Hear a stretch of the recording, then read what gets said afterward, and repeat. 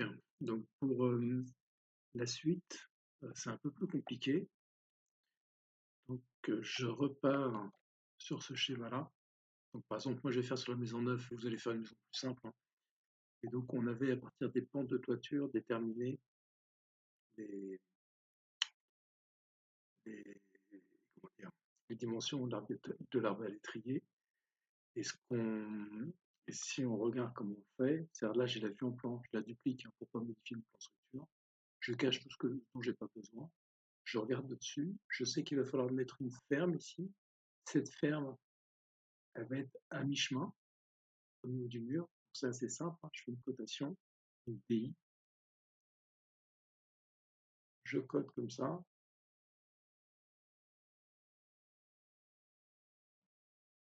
Et ensuite, je clique sur équivalent et me place la ferme au milieu. Ensuite,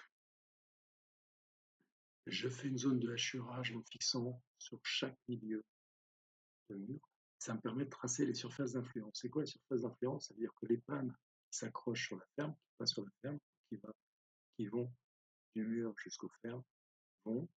Il y a la moitié qui va aller à gauche, enfin qui va aller en bas, l'autre moitié qui va aller en haut. Donc, si j'ai un élément de couverture qui est ici, le poids va aller jusqu'à la ferme et la ferme va l'envoyer ici. Donc, ça, c'est ma surface d'influence. Je la cote. On a 197, 197, 395 cm de longueur. Et je la dessine. Donc, on avait ici déjà travaillé sur la géométrie de la pente de la couverture. Donc, je la redessine. C'est assez simple, hein, il y a une pente de 100 par 35, ici il est 100. Si je veux le tracer, je vais vous le faire vite fait. Si je veux le tracer, je fais LI,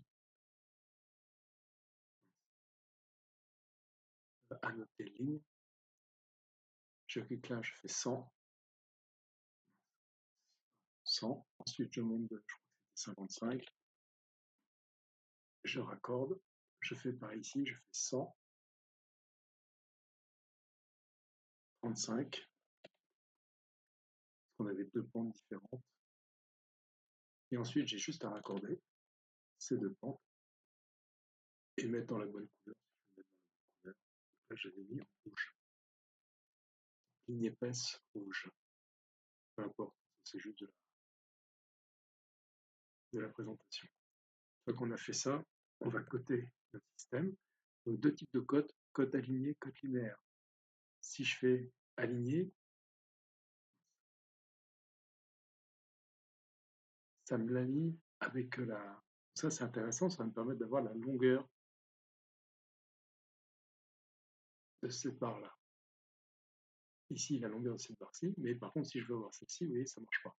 Il faut que je prenne linéaire. Ça là, je peux coter. Je suis embêté, je vais mettre comme ceci. Je clique sur la cote, je modifie, je vais chercher le point. Et ensuite, je fais une cotation, toujours pareil, linéaire. Ça et ça. Et il ne me manque plus que cette cotation-là.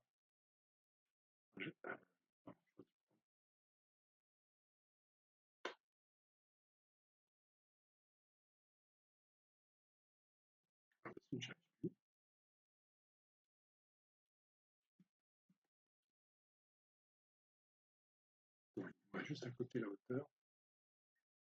Voilà.